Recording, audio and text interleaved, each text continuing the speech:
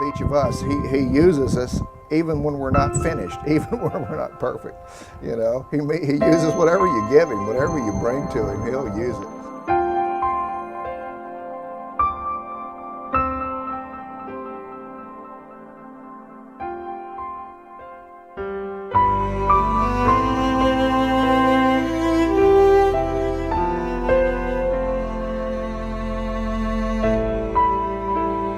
You know, if you're waiting for the day that when you think you're good enough to start telling people about Jesus, you're waiting too long. Start telling them right now, and God will do what he needs to do.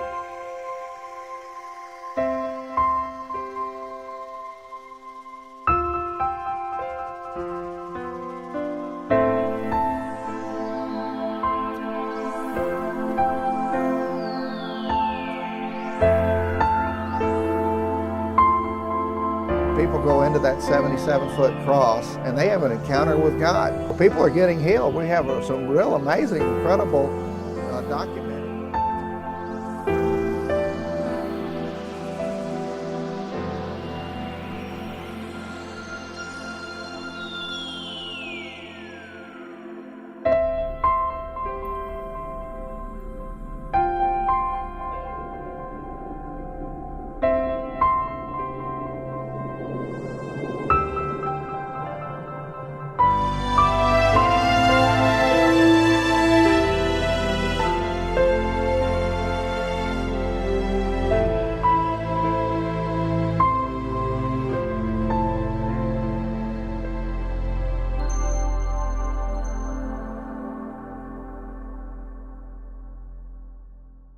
Actually, I was born an artist. God made me an artist, but he called me to be an evangelist. And that came later as I was driving between Kerrville and San Antonio on Interstate 10. This was not our idea at all. It was God's idea, and we're just trying to obey him.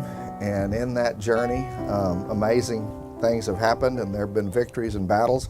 What God's been doing out here just is astounding all of us. This garden is not finished yet. We're building it on faith, without debt, and trust in God to do all this. But God hasn't waited until it's finished to do his stuff. When we dedicated this land to him, he came, and just like with each of us, he uses us even when we're not finished, even when we're not perfect. You know, he uses whatever you give him, whatever you bring to him, he'll use it. So, you know, if you're waiting for the day that when you think you're good enough to start telling people about Jesus, you're waiting too long. Start telling them right now, and God will do what he needs to do with you and through you, and you'll be amazed. So we've had thousands of people, thousands are coming. They've come from over 30 countries that we know of right now. And people go into that 77-foot cross and they have an encounter with God. And people are being born again. So people are getting healed. We have some real amazing, incredible documented physical healings. We also have a number of psychological healings. To our knowledge, at this point in time, 2014, Easter, we think at least 7 people have canceled their suicide attempt because they came to this cross first. The car stopped and rolled down the window and said, Sir, can I tell you what just happened to us? And I said, well, sure, what happened? She said, we just prayed inside that cross and we're all covered with glitter, you know, and they were so excited. But we had somebody here this week told me that they got blessed and covered in the glory, and it stayed on for 3 weeks. And they went back to Fort Worth, and they said they told everybody in Fort Worth about what God was doing on this mountain. And so this is a free, non-denominational garden, and everybody is welcome, whether you believe or not. And it's true. And it's amazing.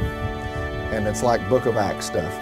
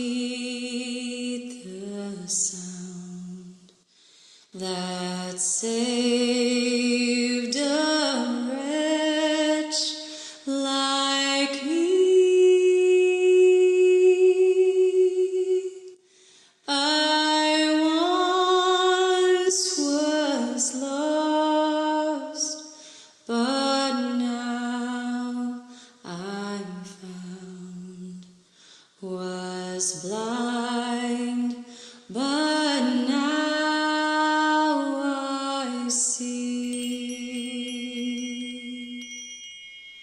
'Twas grace that taught my heart to fear, and grace my fears relieved.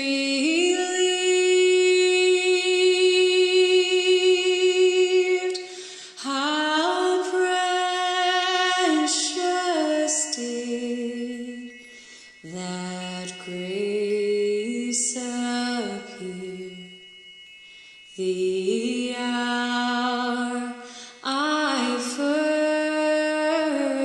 first believed. When we've been there 10,000 years, bright shining as the sun, with no less days to sing God's praise than when we first begun.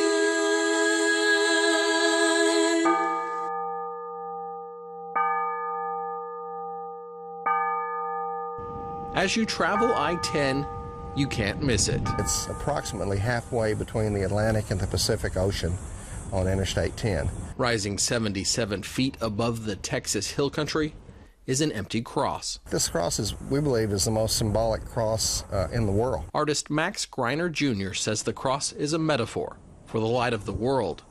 The narrow gate, and even its color, testifies of Jesus. Hundreds of people are stopping every day for a closer look. Thousands and thousands of people are coming here from all over the country and the world and the state of Texas to see an unfinished garden. While no one could mistake the site for Eden, every day it's coming closer and closer to what Greiner says God wanted built. I got a picture in my mind's eye. Some would call it a vision. I saw a cross-shaped garden, 300 feet long, and at the end of the cross, or the top, was a giant hollow 77-foot cross. The design of the cross is part of the symbolism. It's a contemporary sculpture, but it speaks to the resurrection. It's a resurrection cross. He's not there, it's empty. He's risen. And that's the story of this cross. Statues fill the other points of the cross, and more will be added as donations are received. It's not a church thing. We're not even a religious organization. This is an art museum. Visitors come to see the cross, leave prayers, and find a connection with the Almighty. The presence of God is here and people are getting blessed. Greiner says all it takes is faith and a simple detour off the freeway. We pray that everybody experiences God. In Kerrville, Russell Wild, Time Warner Cable News. The truth is, God is here, and He loves you, and He wants you to be part of His kingdom. And He died, Jesus, on that cross so we could all be with Him.